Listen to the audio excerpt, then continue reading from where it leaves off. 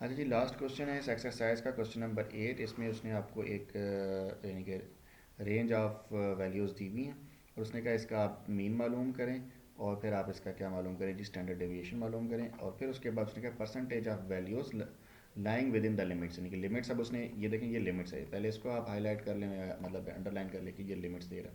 तीन उसने लिमिट्स बताई हैं। एक में उसने लिखा है एक्स प्लस माइनस एस, यानी कि एक्स बार, ठीक है, यानी कि mean plus minus standard deviation, mean plus minus two times of standard deviation और फिर mean plus minus three times of standard deviation. और परसेंटेज का क्या मतलब होगा कि आपने इनके दरमियान जो वैल्यूज़ आती हैं, जो आपके पास एक तरह से एक सोल्यूशन सेट या एक रेंज आएगी, उसके दरमियान जितनी वैल्यूज़ लाया करती होंगी आपने वो काउंट कर लेनी है। और उसमें से जो टोटल नंबर ऑफ़ वैल्यूज़ हैं, जो टोटल नंबर ऑफ़ वैल्यूज़ हैं, जब आप इसको काउंट करते हैं तो ये आपके पास 20 बनती है। यानी कि given values divided by total number of values multiply by 100 करेंगे तो आपके पास परसेंटेज आ जाएगा। सबसे पहले जो हमारे पास वैल्यूज दी हुई है उसको हमने इन टर्म्स ऑफ एक्स लिखा और एक्स के सामने ही हमारे पास दूसरा क्या आएगा, एक्स स्केयर, ठीक है, यानी कि इन्हीं वैल्यूज़ को हमने स्केयर लेना है। तो इन क्वेश्चन सॉरी इन वैल्यूज़ को आपने तरतीब से कॉलम वाइज वर्टिकली लिख दिया और उनके सामने आपने स्केयर ले लिया और आखिर में आपने इनका समेशन लिख देने के समेशन ऑफ एक्स आपके पास आ रहे हैं तमाम वैल्यूज़ को काउंट सम करने से 158 और इन तमाम वैल्यूज़ एक्स स्केयर वाली तमाम वैल्यूज़ को सम करने से 1416 आ रहा है। और इन तमाम को अगर आप काउंट भी कर लेते हैं, यहाँ पे एक और टेबल बेशक बना लें, एक और मतलब कॉलम बना लें सीरियल का, तो ये आपके पास 20 बनती हैं या काउंट भी कर सकते हैं, ठीक है। तो नॉर्मल जो आपने अरिथमेटिक मीन मालूम करना होता है उसका फार्मूला था summation of x divided by n, n मतलब टोटल नंबर ऑफ वैल्यूज़ जो कि 20 हैं और समीशन ऑफ एक्स 158 है। इसको जब आपने डिवाइड किया, कैलकुलेट किया, तो आपके पास जो एक्स बार यानी कि मीन आ रहा है वो है 7.9।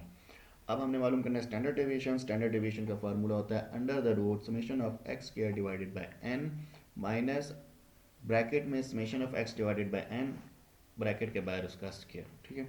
तो समेशन ऑफ एक्स के 1416 है, वो आपने पुटअप किया, 1416 divided by 20 minus summation of x 158 था, 158 डिवाइडेड बाई 20 और इसका होल का स्क्वायर जब आपने कैलकुलेट किया तो ये आपके पास आ रहा है 70.8 माइनस 62.41 और जो आंसर आएगा 8.39, उसका अंडर रूट लेंगे तो आपके पास फाइनली स्टैंडर्ड डेविएशन आएगी 2.89। अब आपने क्या करना है, अब उसने आपको तीन लिमिट्स दी थी एक्स बार प्लस माइनस एस, तो इसको आपने इस तरह से लिखना है कि जिस तरह सोल्यूशन सेट आपके पास होता था, सोल्यूशन सेट में आप कॉमा दरमियान में इस्तेमाल करते थे। एक दफ़ा आपने इसको प्लस की तरह लिखा है और एक तरह आपने इसको माइनस की तरह लिखा है और दरमियान में कॉमा अप्लाई कर दिया, ठीक है। तो यानी कि आपने क्या करना था, मीन प्लस स्टैंडर्ड डेविएशन और मीन माइनस स्टैंडर्ड डेविएशन, ठीक है। मीन आपके पास क्या था 7.9 प्लस 2.89 स्टैंडर्ड डेविएशन और फिर 7.9 माइनस 2.89 स्टैंडर्ड डेविएशन।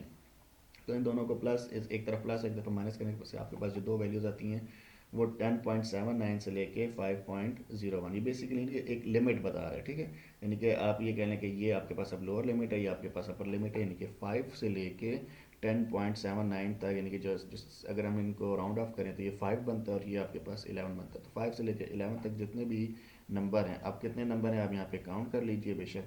तो ये आपके पास बनता है जिस तरह 5 1 हो गया, 6 2 हो गया, फिर 7 3 हो गया, 9 4, अगेन 6 8, 6 टाइम्स हो गए। देन आपके पास 10 भी आएगा, 7 हो गया, 7 के बाद 11 भी आ जाएगा, 8 हो भी जाएगा और फिर 4 नहीं आएगा, 6 करेंगे तो 13 आ जाएगा एंड देन 7 करेंगे तो 14 हो जाएगा। और इसमें आपने अच्छा ऊपर 10 को शामिल ना करें, 8 और 9 को शामिल कर लें। तो आई गेस ये जब आप इसको करते हैं ना तो ये 14 आपको बता रहा है, ठीक है। प्लस माइनस आप करके देख लीजिएगा तरतीब से। यहाँ स्क्रीन पे इसको प्लस माइनस करना थोड़ा मुश्किल हो रहा है, ठीक है। तो 14 वैल्यूज़ आपके पास आती हैं किसके दरमियान जी, 5.01 से लेके 10 तक, ठीक है। तो अब आप 14 डिवाइडेड बाई 20 लिखेंगे, मल्टीप्लाई बाई 100 करेंगे तो आपके पास परसेंटेज आ जाएगी, यानी 70% डाटा जो है वो इस लिमिट के अंदर लाया करता है। नेक्स्ट आपने करना है x plus minus two into S, यानी कि टू इंटू स्टैंडर्ड डेविएशन, यानी कि एस की जो वैल्यू थी यानी स्टैंडर्ड डेविएशन 2.89, उसको आप 2 से मल्टीप्लाई करके एक दफ़ा प्लस कर दें और एक दफ़ा माइनस कर दें। तो यहाँ पर आपके पास वैल्यू आ रही है 2.12 से लेकर 13.68 तक। तो इसके दरमियान जब आप काउंट करते हैं ना तो मेजॉरिटी वैल्यूज़ इसी के दरमियान लाया कर रही हैं, ठीक है। तो 19 आ रही हैं जी, 19 डिवाइडेड बाई 20 मल्टीप्लाई बाई 100 करेंगे तो 95% जो है वो वैल्यूज़ इस लिमिट के अंदर लाई करती हैं। एंड देन इसी तरह जब आप एक्स यानी एक्स बार के mean plus minus 3 times of standard deviation करते हैं, तो एक दफ़ा प्लस करें एक दफ़ा माइनस करें, तो यहाँ आपके पास वैल्यू आ रही है 0.77 से लेकर 16.56, और इसमें जब आप देखते हैं तो आपके पास जो वैल्यूज़ आ रही हैं वो सिर्फ और सिर्फ 20 वैल्यूज़ आ रही हैं। तो जब आप इसकी परसेंटेज मालूम करते हैं 20/20 यानी कि देखें तो ज़ीरो से लेके एंड तक सारे का सारे ही आ गए ना, तो यानी कि टोटल तमाम वैल्यूज़ इसमें आ जाती हैं। हाईएस्ट वैल्यू कितनी है, आई गेस 14, कितनी है जी टेबल के अंदर हाईएस्ट वैल्यू, आई गेस 15 है एक ही, जो कि एक ही वैल्यू, ठीक है। तो देखें हायर लिमिट से भी ये बाहर चला गया, यानी कि 16.57, यानी कि इसके अंदर तमाम की तमाम वैल्यूज़ आ गई हैं 1 से लेके 16 तक।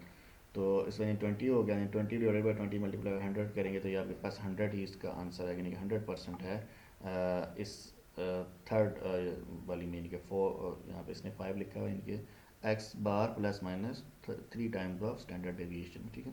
तो ये इस तरह से क्वेश्चन था। आई होप आपको समझ आ गया होगा। अगर मज़ीद कोई भी क्वेश्चन है, कोई भी आपको इस चैप्टर के हवाले से या इसके ओवरऑल कोई मैथ का क्वेश्चन है, तो आप मुझसे पूछ सकते हैं।